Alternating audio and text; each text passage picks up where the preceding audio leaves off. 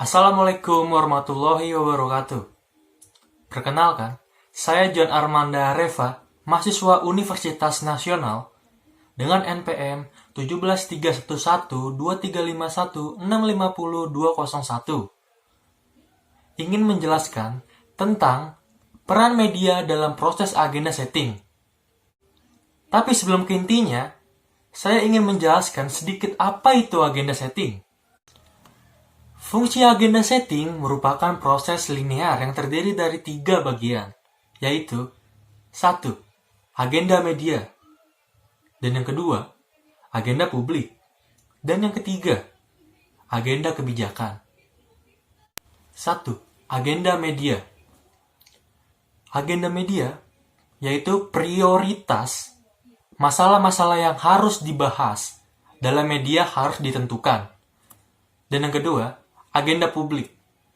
Mempengaruhi atau berinteraksi dengan agenda publik atau kepentingan isu tertentu bagi publik.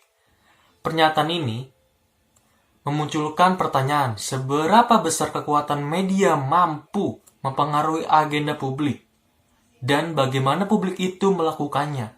Dan yang ketiga, agenda kebijakan, yaitu apa yang dipikirkan para pembuat kebijakan publik dan privat penting atau pembuatan kebijakan publik orang yang dianggap penting oleh publik. Di sini saya akan masuk ke definisi teori agenda setting. Teori agenda setting yang dikemukakan oleh Maxwell Malcolm dan Donald Shaw adalah salah satu teori tentang proses dampak media atau efek komunikasi massa terhadap masyarakat dan budaya. Agenda setting menggambarkan kekuatan pengaruh media yang sangat kuat terhadap pembentukan opini masyarakat. Karena media memberi rekaman pada suatu peristiwa, maka media itu akan mempengaruhi khalayak untuk menganggapnya penting. Menurut Malcolm dan Shaw, kita cenderung menilai sesuatu itu penting, sebagaimana media massa menganggap hal tersebut penting.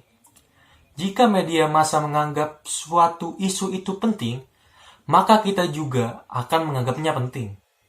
Sebaliknya, jika isu tersebut tidak dianggap penting oleh media massa, maka isu tersebut juga menjadi tidak penting bagi diri kita.